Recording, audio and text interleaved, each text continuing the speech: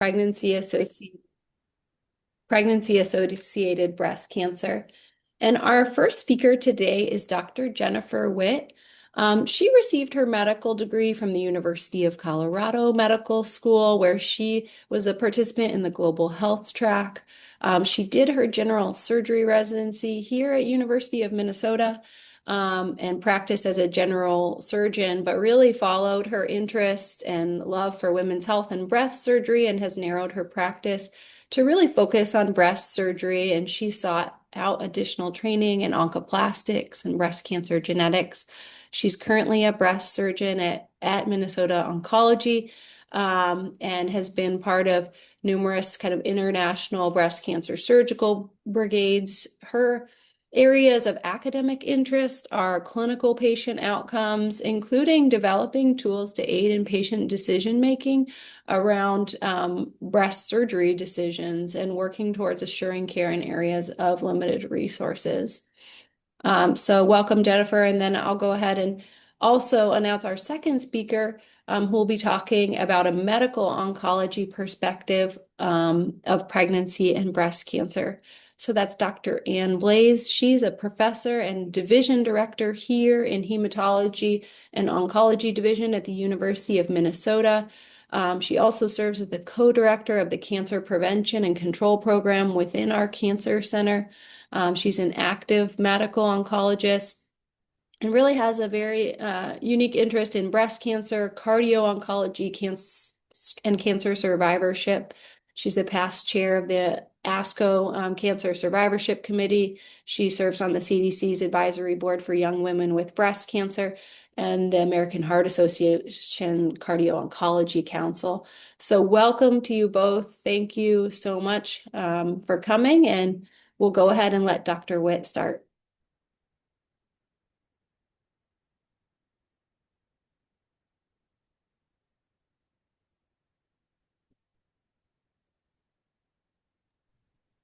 I think Dr. Witt may have lost connection. I don't see her in here anymore. Okay, we can give her a minute. See, otherwise we could have Dr. Blaes go ahead first. Yeah, we could pivot. Oh, she's back on, I Let's see if think. she's back. Okay, there she is. Okay, Dr. Witt, we'll hand it over to you. Thank you. Sorry for the technical difficulties here. Well, thanks so much for the opportunity to talk about this very important topic, particularly joined with Dr. Blaes. We can go to the next slide. I wanted to start out just by defining pregnancy-associated breast cancer, talking a little bit about the epidemiology, symptoms, workup, diagnoses, and then surgical considerations. And we'll hear all about medical oncology considerations from Dr. Blaes. So pregnancy-associated breast cancer is defined as a cancer diagnosed either during pregnancy or while breastfeeding up until 1 year postpartum. The majority of cancer cases are actually detected in the postpartum period.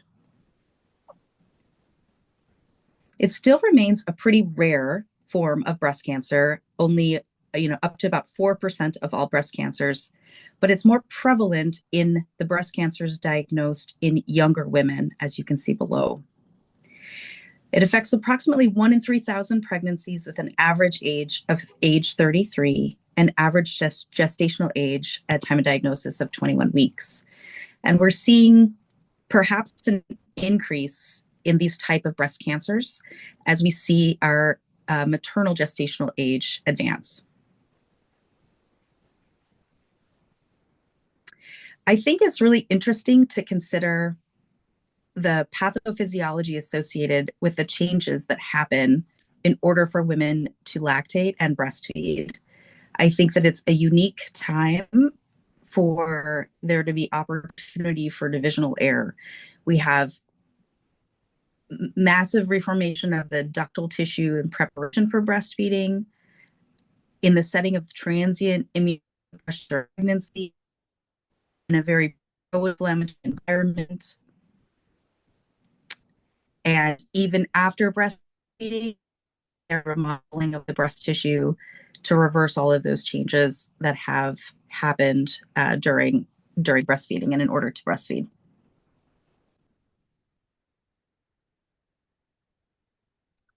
When we're looking at these breast cancer diagnoses, a vast majority of them are invasive ductal cancers. There is a lower expression, oh, I'm sorry, can we go back? There's a lower expression of ER and PR when we are comparing new diagnoses in women under 40 who have pregnancy-associated breast cancer versus who do not have pregnancy-associated breast cancer.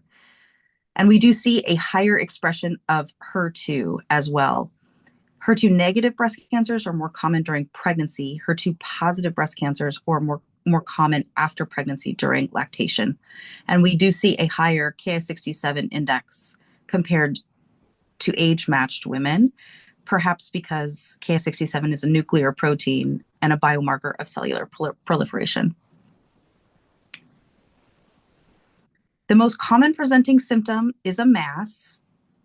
There can also be some nipple changes, bloody discharge, dimpling of the skin, inflammatory changes. But frequently, because of engorgement and edema of the tissues and all the other changes that we're seeing in the breast during pregnancy and breastfeeding, there tends to be a delay in diagnosis when we pursue a much more common diagnosis, such as mastitis or a breast abscess.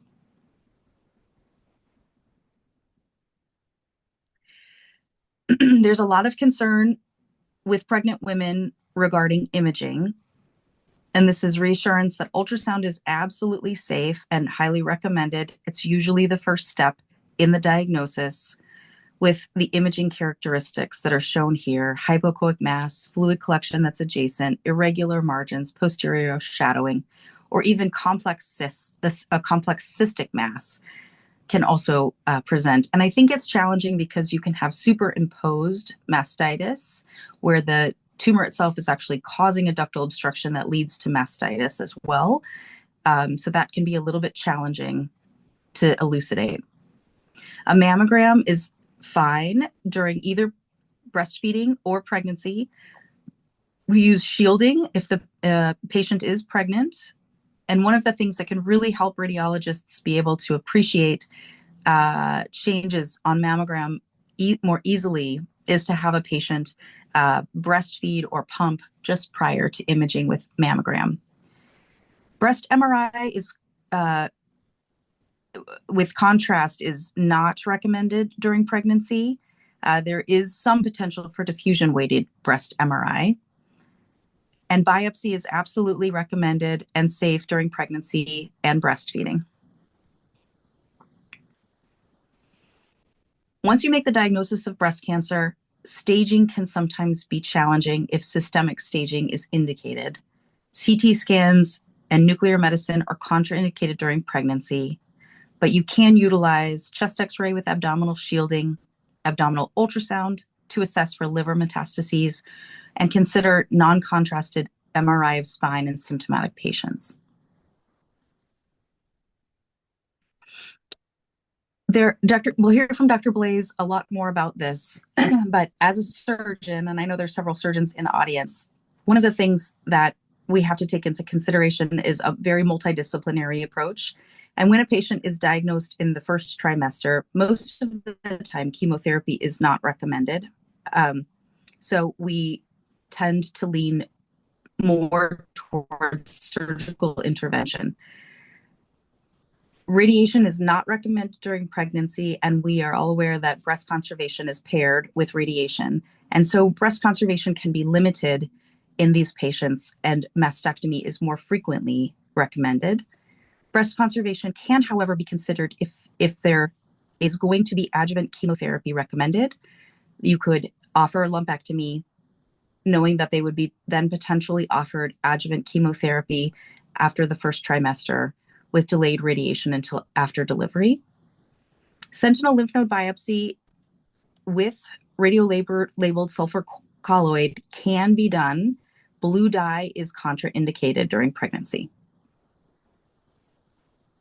If a patient's diagnosed in the second trimester or early third trimester, neoadjuvant chemotherapy can be given if it's indicated. Certainly mastectomy or breast conservation can be utilized depending on how long you anticipate radiation being delayed for. And again, sentinel lymph node biopsy is appropriate versus axillary dissection if indicated, but still no blue dye. You can also offer adjuvant chemo and adjuvant radiation or endocrine therapy postpartum. In the third trimester, as delivery becomes more imminent, neoadjuvant chemotherapy is often less appealing, and so surgical intervention might be prioritized. Patients now can either have mastectomy or breast conservation, knowing that radiation would be able to be given in a more ideal time window. And sentinel lymph node biopsy versus axillary dissection is still appropriate, but still no blue dye.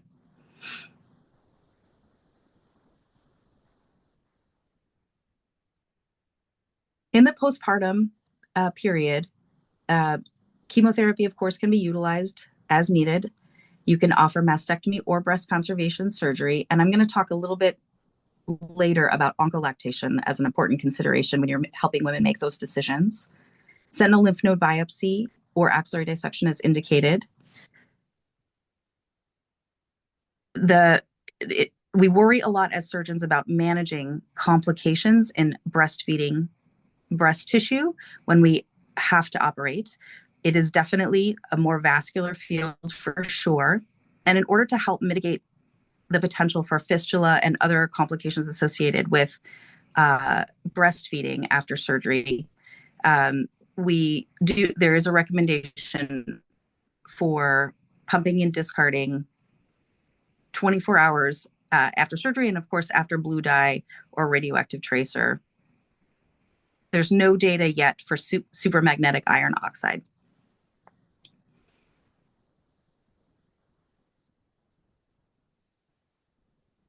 So I wanted to offer a case, which can always be a little interesting. So this was a patient that I treated, 38-year-old woman, 19 weeks gestation. She palpated a mass in her right breast. She presented to her OBGYN, who ordered diagnostic imaging with mammo and ultrasound. So these are her mammogram images. You can see she's got very dense breast tissue. And a discrete mass is very difficult to elucidate in this denser tissue. But on ultrasound, we were able to appreciate a 3.1 centimeter spiculated mass. Her axillary ultrasound was performed, which did not demonstrate any abnormal lymph nodes. She underwent ultrasound-guided biopsy, which demonstrated grade 3 invasive ductal carcinoma. If this was ER negative, PR negative, and HER2 negative, there was associated DCIS with a Ki67 of 37%. Now she's 21 weeks after the time it took to get her imaging and her biopsy results. And so she has two different options, as we discussed. She's in a place where neoadjuvant chemotherapy could be considered. She's also in a place where surgery up front could be considered. A lumpectomy could be appropriate. Radiation would likely be delayed for about 18 weeks after surgery, or she could get lumpectomy followed by adjuvant chemotherapy and then delayed radiation. Sentinel lymph node biopsy would be appropriate, or she could elect for mastectomy. She met with all members of the team and ultimately did decide to move forward with neoadjuvant chemotherapy.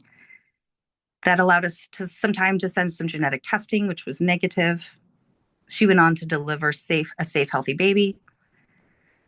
And after surgery and recovery from delivery, she elected for unilateral mastectomy with reconstruction. This was her first pregnancy, and she did feel that she very much wanted to prioritize breastfeeding. She elected only to have surgery on the affected breast, to leave the other breast intact so that she would be able to breastfeed. On final pathology, she had no residual tumor and no treatment effect in 4 sentinel lymph nodes.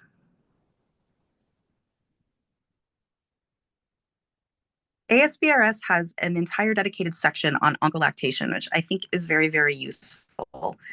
It helps guide us for how we can approach patients who need diagnostic workup, helping understand, breastfeeding or expressing milk prior to imaging in order to increase sensitivity, when percutaneous biopsy is safe. It really hits home not to delay non-elective breast surgery for lactation weaning because the complication rates are actually similar. This is what we were talking about with expression of milk prior to surgery, encourage feeding and pumping from the contralateral breast, avoiding it in the surgical breast. And if you do need to leave a drain, not leaving it to suction.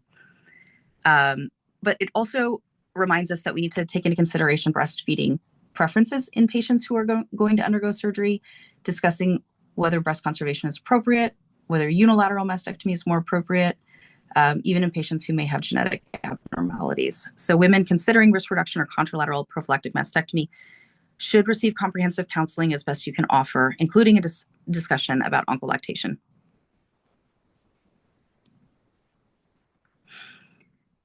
The majority of literature does support delayed reconstruction to avoid increased operative time or anesthetic time and an increased risk of bleeding in these very vascular breast tissue. But there is a study from 2013 that looked at 78 patients with pregnancy-associated breast cancer. 22 underwent mastectomy, 56 underwent breast conservation. 13 of those patients did have immediate reconstruction, 12 with a tissue expander and 1 direct to implant with no increased reported surgical complications. And so it did demonstrate that it could be safe to offer reconstruction in the appropriate candidate. When I think about pregnancy-associated breast cancer, I am often worried that this pathology is going to be much more aggressive than non-pregnancy-associated breast cancer. And so I found this very revealing or very interesting. This was a study that collected data from 1973 to 2006 at MD Anderson. They collected information on over 650 patients. 104 of these women had pregnancy-associated breast cancer, 51 diagnosed during pregnancy, 53 within 1 year thereafter. They excluded inflammatory breast cancer patients and followed them for 9 years, wanting to know if there was going to be a difference in local regional recurrence, distant metastases, and overall survival for young women diagnosed with pregnancy-associated breast cancer versus non-pregnancy-associated breast cancer. And what they found was frequently, pregnancy-associated breast cancer was more advanced at the time that it was diagnosed, but ultimately there was no statistical significant difference in risk of local regional recurrence, distant metastases, or overall survival. And so those women who were diagnosed with cancer, with their cancer during pregnancy, any intervention during pregnancy survival, showing that pregnancy itself does not impart a worse prognosis. However, it can contribute to delay in breast cancer diagnoses, evaluation, and treatment. So in conclusion, pregnancy-associated breast cancer does remain relatively rare. However, it does you to think of it, in the setting of other more common diagnoses. So it requires diligent workup, evaluation, diagnosis. It's more frequently associated with higher grade disease, lower hormone receptor expression, HER2 overexpression. Diagnosis is safe with ultrasound or mammogram. Surgery is safe in all trimesters. However, your approach may differ depending on what adjuvant therapies are going to be recommended. Multidisciplinary approach is extremely important, and biology of cancer in general is most predictive. Pregnancy-associated breast cancer is diagnosed at a higher stage due to many of the diagnostic challenges in a lactating breast or pregnant breast, and also to consider the principles of oncolactation as you're helping patients make decisions. And I know Dr. Blaes and I are going to take questions at the end, so I'll hand this off to Dr. Blaes. Thanks for that. That was great. And I think, like you mentioned, the key that you'll hear throughout all of this is just the importance of multidisciplinary approaches when we think about how to approach patients. So I'm going to talk to you a little bit from my perspective as a medical oncologist, giving you a little bit more specifics. I'm assuming everybody can see my slides and can hear me. So if that's not the case, make sure somebody flags me. Um, and I think about it in general of in order to have a healthy baby, you need to have a healthy mom. And that sounds very simple, but for all of us approaching somebody who has cancer and is pregnant, we have a tendency, first of all, it's very stressful. You're not taking care of one patient, you're taking care of more than one. But I think that because of that, and it may not be something that people see as frequently in their practice, and so sometimes as a result of that, there can be a tendency to alter how we do things. And so I always come back to the principle of in order to have a healthy baby, I need a healthy mom. We heard from Dr. Witt that cancer and pregnancy is rare. For those of you that see multiple kinds of cancer, the most common you'll see is breast cancer, followed by lymphoma. And I think in general, we are seeing a rise worldwide in young women with breast cancer. And as a result of that, we're also seeing an increase in the number of women pregnant with breast cancer. In many different cultures, there's also a rise in women having advancing maternal age, which has also led to a rise in the number of women pregnant with breast cancer. In many westernized cultures, there's also genome-wide non-invasive prenatal testing to look for fetal aneuploidy screening done early on. And with this, we see an increase in incidentally found maternal malignancies as a whole. And then we'll talk a little bit about the use of chemotherapy during pregnancy. This was a publication that came out a couple of years ago, but I think demonstrates really nicely looking at a 20-year international cohort of about 1,100 patients, the fact that over the course of the last number of decades, you can see a rise in overall live births of women with pregnancy. So in the figure on the right, the purple bars there are overall live births as we look at the decades from 2005 up through 2016. There's a small number of pregnancy terminations and a decreasing number of miscarriages. In the figure on the left, coming back to that purple bar, is the use of chemotherapy. And the blue bar, that turquoise bar, is no treatment at all. And so with time, people have become more comfortable giving medications when it's necessary in terms of approaching the woman with pregnant with breast cancer. As we've heard from Dr. Witt, I think it's important upfront to really have a multidisciplinary discussion. This is a time when it's important to get on the phone or get into a room or a conversation with your colleagues and reach out in a different way. And the discussion's really going to come down to benefits of early delivery, followed by treatment versus starting treatment during pregnancy. When I think about this, I think about factors to consider really the trimester that the woman is presenting in. What stage is the breast cancer? How advanced does this look? What is the hormone receptor status? And then thinking also about future fertility discussions, as we've heard from Dr. Witt in the case that she explained. This was put together by a colleague of mine in Toronto, Chris Bresden. And they actually, at the Mount Sinai Hospital there, have a multidisciplinary team to look at these women and think about this as during that first phase of pregnancy, during the first trimester, implantation is occurring, followed by organogenesis. And then the infant goes, or the baby goes through fetal development, where there's growth and maturation of formed organs and systems. The placenta is developing during that first trimester and kind of into the second trimester. During the period of organogenesis in the first trimester, it's a good time to be meeting with the multidisciplinary team, with maternal fetal medicine, with the surgical teams, as well as oncology teams. It's appropriate to proceed with biopsies and surgery as necessary, but things like radiation and chemotherapy, given the organogenesis, are recommended not to start until at least after 14 weeks. And in general, we think of radiation as occurring after delivery when it's necessary. I think the other thing to mention is just that in endocrine therapy, this typically is started after delivery, as well as anti-HER2 therapy. Given the toxicities, and I'll go through some of the discussions about this, are typically given after delivery and not during pregnancy. When it becomes closer to the time of delivery, we tend to think about how do we safely deliver a mom who may be getting chemotherapy and is pregnant. And so typically chemotherapy is stopped around 35 weeks with plans for delivery at 37 weeks.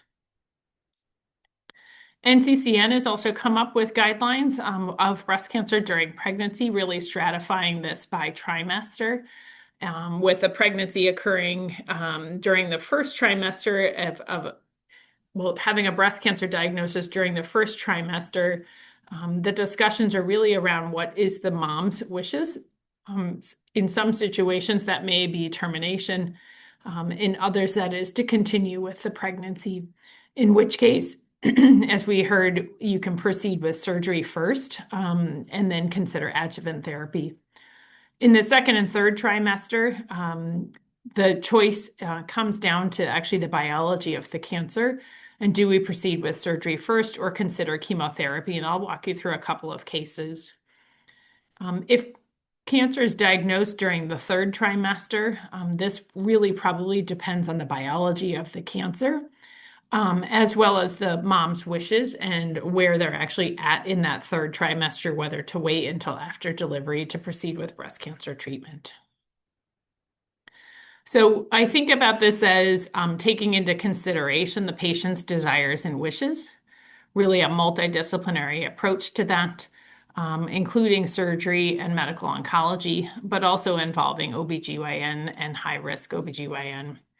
For small tumors, it's reasonable to go ahead with surgical resection.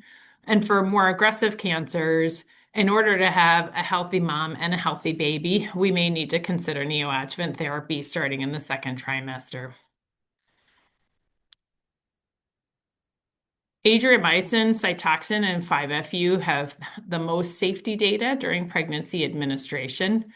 There's less data on the safety of taxane administration, although I think today most of us feel comfortable giving the taxanes during the third trimester when it's felt that it's beneficial from the biology of the cancer. For example, an aggressive triple negative or an aggressive ER positive cancer.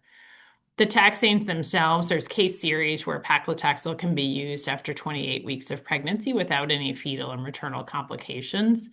There are other series using docetaxel after 14 weeks with no specific complications. There is less data overall on the safety of growth factor administration, and so I think my own practice is to use adriamycin and Cytoxan, and to really use this in an every 3-week fashion if somebody presents at the early part of the second trimester, where it's administered then over 12 weeks without growth factor. And part of that is there's less safety data on the use of growth factor. And in addition to that, you're really trying to buy time until delivery. And so that allows the 12 weeks instead of eight weeks. For the anthracyclines as a whole, doses less than 70 milligrams per meter squared per cycle can be administered safely as a short infusion or a bolus. The risks of fetal toxicity increase quite a bit by about 30-fold when you're administering doses higher than that. Maternal exposure to doxorubicin may affect fetal cardiac risk, and depending on what country you live in and access to fetal echocardiograms, these can be performed while the mom is pregnant. And it's well known that doxorubicin can increase maternal future cardiac risk in a dose-dependent fashion, and I'll come back and talk a little bit about that. In general, we think to avoid tamoxifen during pregnancy, and part of that tamoxifen has been associated with birth defects, ambiguous genitalia, as well as craniofacial defects. Trastuzumab is also avoided during pregnancy.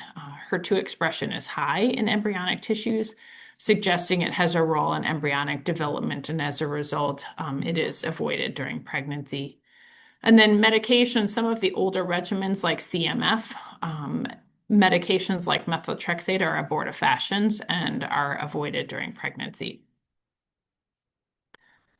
A couple of years ago, the European Society of Cardiology and the International Cardio-Oncology Society came out with guidelines really around cardiac monitoring, protocol for pregnant women receiving anthracyclines during pregnancy.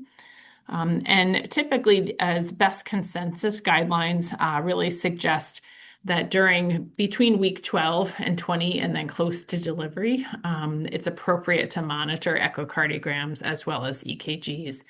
There's less data on the use of biomarkers such as troponin and BNP.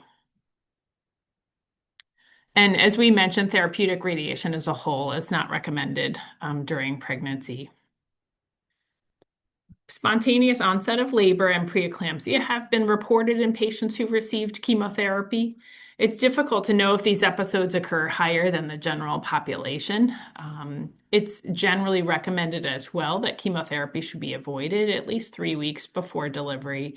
And I mentioned to you that some of the guidelines suggest stopping chemotherapy around 35 weeks, anticipating delivery around 37 or 38 weeks. When women have been given chemotherapy during pregnancy, there are slightly higher rates of fetal neutropenia, but I have not seen any data on higher rates of infant sepsis, for example. So I wanted to show you a couple of cases and then talk a little bit about pregnancy in the breast cancer survivor. So the first case, this was a 29-year-old woman, had not previously been pregnant. She was a known BRCA mutation carrier and went in for a screening mammogram and breast MRI.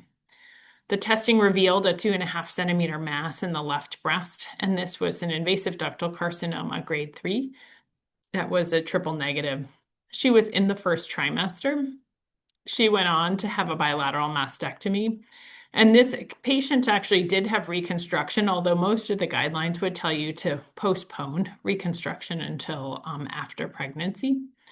She was found to have a T1C N0 cancer and went on to receive adriamycin and Cytoxan every 3 weeks. So that occurred over a 12-week period of time and then went on to deliver a healthy baby boy. At the time of her presentation, we were not using immunotherapy. This is a patient I treated a couple of years ago. But I'll just mention that there's really no real data on the role of immunotherapy during pregnancy, so it's generally avoided. The second example is a 38-year-old female with a palpable right breast mass. At the time she presented with her right breast mass, she was also found to be pregnant. This was an invasive ductal carcinoma, grade 3 out of 3, estrogen positive and HER2 negative. She went on to have a right lumpectomy and was found to have a T2 N2A breast cancer with a positive margin. Rather than go back to surgery at that time, we proceeded with chemotherapy given the node positive disease. And at this time, she was now into the second trimester. She received 4 cycles of adriamycin and Cytoxan and then was started on paclitaxel. She went on to deliver a healthy baby girl and then finished surgery after her delivery with undergoing a bilateral mastectomy and reconstruction, and there was no residual tumor on pathology. She went on then to receive ovarian suppression, radiation, an aromatase inhibitor and CDK4/6 inhibitor, as well as adjuvant Zometa. I'm going to take a couple of minutes and just talk about a few principles in the breast cancer survivor. And at least in my own practice, I have a growing number of young women who have been treated for breast cancer, who now come in to say, can I get pregnant? So for a long time, we talked about retrospective data, and many of you may be familiar with a publication that came out a couple of years ago in 2022 in New England Journal of Medicine by Ann Partridge. This was an international study called the POSITIVE Trial that really looked at pregnancy outcomes and the safety of interrupting endocrine therapy in women with ER-positive breast cancer. And I look at this as best consensus, the way that this trial was done. This was an international study. And what was suggested is that women receive adjuvant endocrine therapy for 18 to 30 months, to stop endocrine therapy, to have a 3-month washout period, and then go on to attempt pregnancy, conceive, deliver, and breastfeed. Endocrine therapy resumption was strongly recommended after pregnancy to complete a planned 5 to 10 years. And the primary endpoint of this study was breast cancer-free interval. The goal was to recruit 500 individuals and then really to compare the breast cancer-free interval to a cohort of 1,499 individuals of a similar age bracket treated on the soft and tech studies. And this was being validated as an external control. And what was found during when this was presented is that there was no increased risk in cumulative incidence of breast cancer-free interval. There was no differences between the cohort that went on to have pregnancy and those treated on the historical controls of the soft and tech studies. This had 1,638 patient years of follow-up, or approximately 41 months of median follow-up. What about the pregnancy outcomes? Well, 74% of the women had at least one pregnancy, 70% within 2 years, for a total of 507 pregnancies. 317 had at least one live birth. And when looking at the deliveries, about 2/3 were vaginal deliveries, 1/3 by C-section. The pregnancy complications occurred in about 11% of the pregnancies, with the most common things being hypertension and preeclampsia, as well as diabetes. There are some reports of there being slightly smaller babies born at the time of delivery. But I generally think about this as pregnancy after breast cancer as being safe. And typically we recommend 18 to 30 months of endocrine therapy before interrupting the endocrine therapy for pregnancy. What about pregnancy in women who are at high risk, for example, who carry a BRCA mutation? There are multi-center retrospective cohort analyses that have looked at this patient population, and they also did not see any differences in disease-free survival or overall survival based on pregnancy status. A few things to keep in mind when you have a woman come to you who wants to conceive after having a breast cancer diagnosis, and by the International Cardio-Oncology guidelines, but also the survivorship, childhood and adolescent young adult survivorship guidelines. Assessing cardiovascular risk is important if you're seeing them before conceiving or during that first trimester. And this would consist really of a physical exam, history, EKG, and echocardiogram. This is particularly important in women who've been treated previously with anthracyclines. As they go into the second trimester, there's a huge increase in blood volume, which historically we were seeing higher rates of heart failure during that time period. So when thinking about pregnancy and cancer survivors, this is just an example of what comes out of the childhood and adolescent young adult survivorship guidelines, which really suggests that patients who've had radiation to the pelvis, lower spine, or total body radiation may have a slightly increased risk of miscarriage, premature delivery, or problems during labor.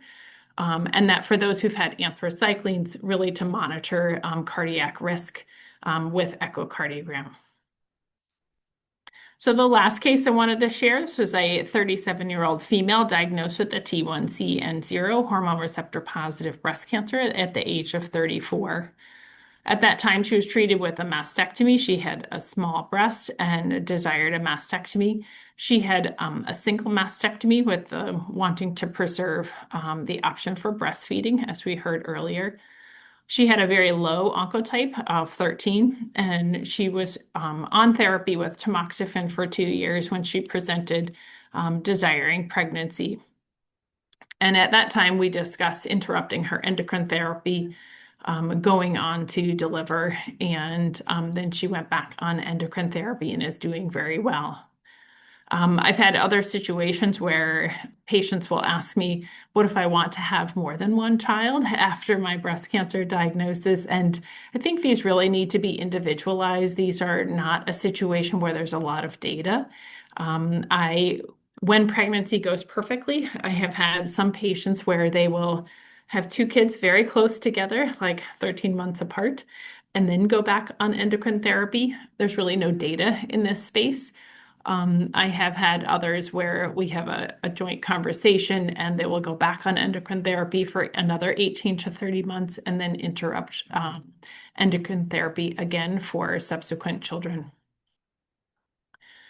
We do need more data on the long-term outcomes. And coming back to my colleagues in Canada, they now have a cancer and pregnancy registry. And I think that this kind of data will be really important when we look at long-term outcomes. So think about pregnancy with breast cancer as requiring a multidisciplinary team. Both the patient's desire, but also patient and tumor characteristics are really essential to explore.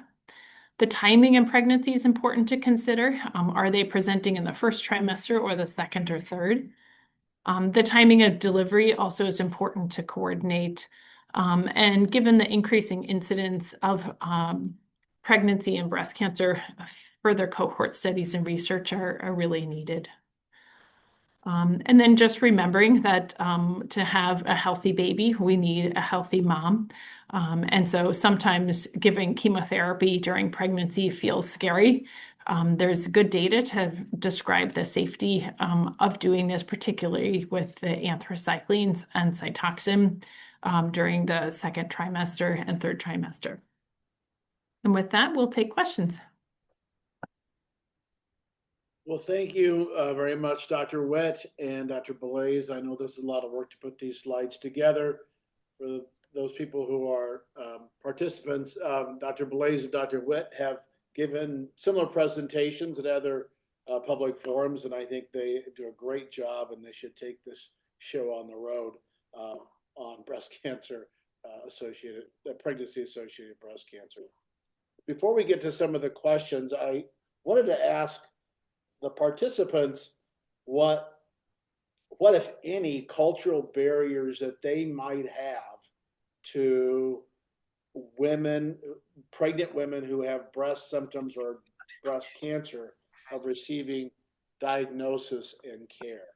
And you guys can just jump on anytime you want and give us your experiences. In the meantime, while you're thinking about them, maybe we'll go to one of the questions in the chart by Dr. Hamid. This is to both Dr. Witt and Dr. Blaes. Do you see more pregnancy-associated breast cancer in the late first pregnancies or later, or is it just as common in younger women? So I would answer that as telling you, I think we see both, Todd. I think there's a rising number of young women with breast cancer. And as a result, we tend to see more young women pregnant with breast cancer. But I also see more women that are 38, 40 years old that are also considered older age for pregnancy, presenting with breast cancer as well. Yeah, I would agree.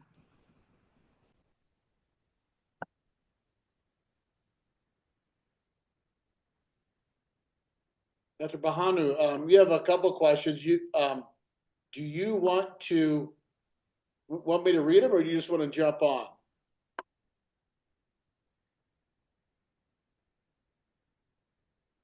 Hello, good afternoon, everyone. My name is Branu. I'm a general surgeon from Ethiopia. I want to ask about a question about a case that we managed recently. It was a patient who was 35 years old patient diagnosed with stage 3 breast cancer in her late third trimester. And we discussed with the patient with possible options of management. And the option that we gave her was surgery, because she was in late pregnancy. We don't want to give her chemotherapy. But because of attitude of our patients toward surgery, the patient declined the surgery, and later on she went on to give delivery, and the child was fine, and she came back after 1 month, and we managed there with mastectomy and axillary lymph node dissection, and followed by adjuvant and chemo and hormonal therapy. So we also planned radiotherapy. Currently, the child is fine, but my question is, what can be done about changing patient's attitude towards surgery in low and middle income setting? Because people think surgery during pregnancy is like, unless it's for delivering the child, it's a kind of very difficult thing. They think the child will die and the like. So what can be done regarding this one? And the other question is, when is the appropriate time to manage these patients during postpartum period? Is it immediately after delivery or just few months or days after the delivery, whether it is surgery or chemotherapy? So these are my two questions. Thank you very much. I would answer.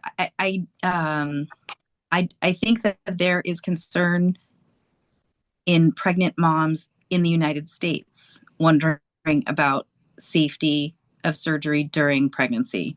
And so I think this is where having multiple providers together, involving the OBGYN provider, if that's available, or the provider helping manage the pregnancy in combination with the provider who's going to be offering anesthesia and the surgeon as well, really coming together, hearing the concerns and offering data and reassurance. I find that many women who need to undergo surgery when they are pregnant are very reassured to know that we can offer fetal monitoring. So whether that's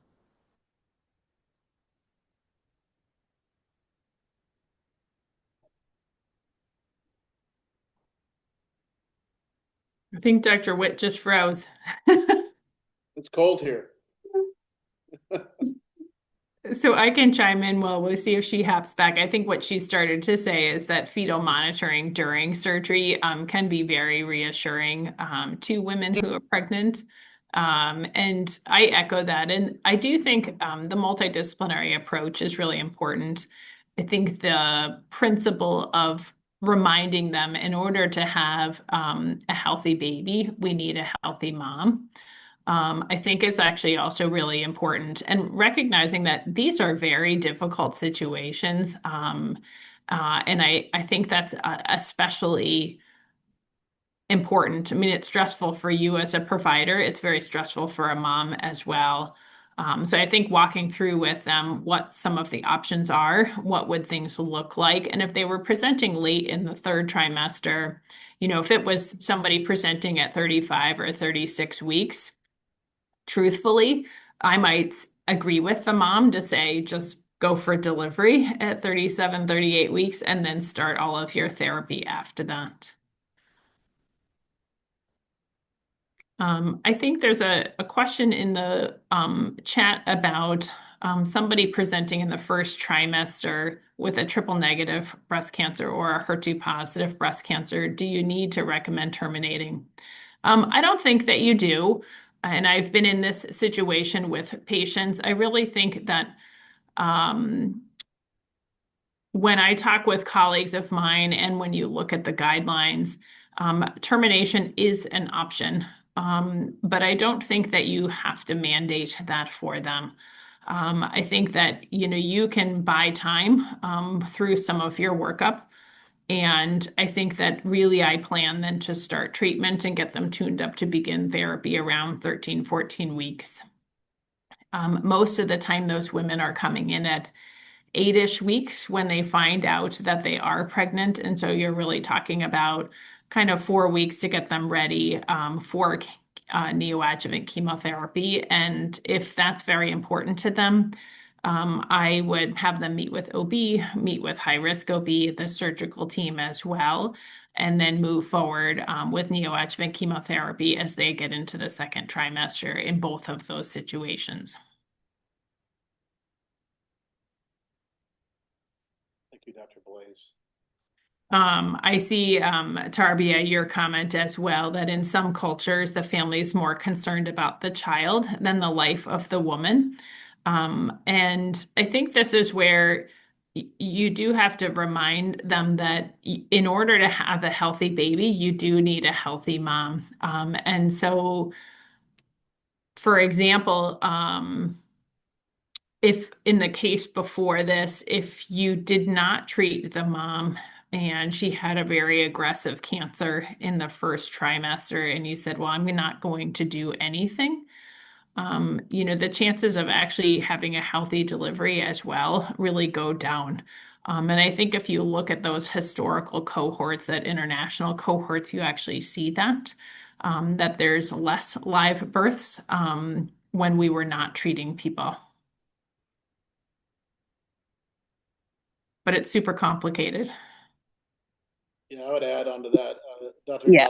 Galakandi from Uganda, he's actually going to be speaking here next week in Minneapolis. Wrote a paper about young women who die from breast cancer or cervical cancer, and the downside that the orphans have, that their families are broken up, and these young children whose mothers have died are in severe poverty, have no access to healthcare or education, and it's really a vicious cycle.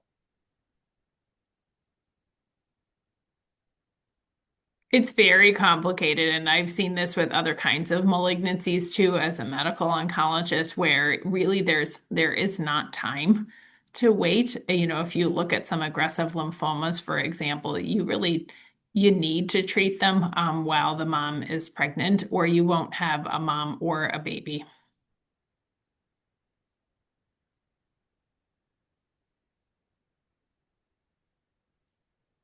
A similar sentiment from Ghana as well.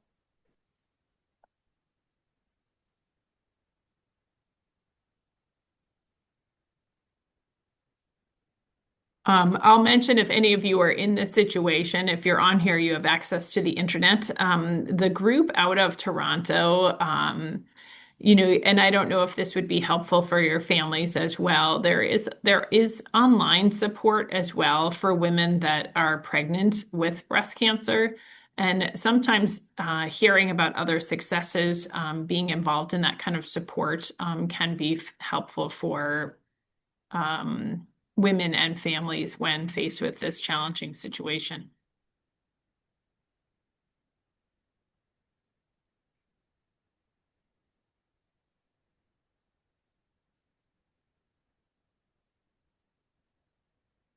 Do the physicians here from other countries, do you have access to fetal monitoring during surgery? Is that even a thing? Is that something that you can get? If you're going to do a mastectomy on a young woman who's in her second, third trimester, can you have some sort of OB assistance with that? To answer that, in Pakistan, it depends on the center you're being operated at. A lot of the tertiary care hospitals, teaching hospitals will have fetal monitoring, but those are like 2 or 3 per province. It's not like a whole bunch of hospitals. Most of the secondary care hospitals will not have it. So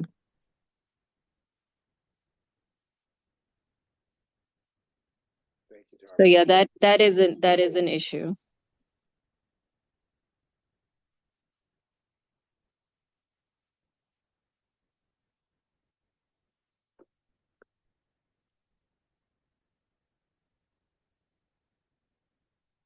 In Rwanda, it is possible. Marcel, you're in Kigali, right?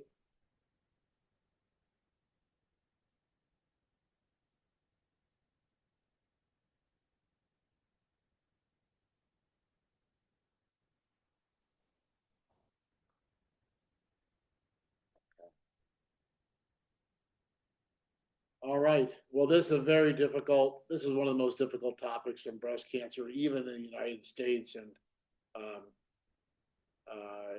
I can imagine how much more difficult it is for you with the lack of some of these tools and with probably more cultural barriers than we have. So we really appreciate your, what you're doing. And I want to again thank our speakers today, Dr. Blaes, Dr. Witt. She's still on. Dr. Witt's really getting frozen out a lot today. So thank you guys very much. And I think we'll end here at 1 minute early. Have a good day, everyone. Thank you. We appreciate it.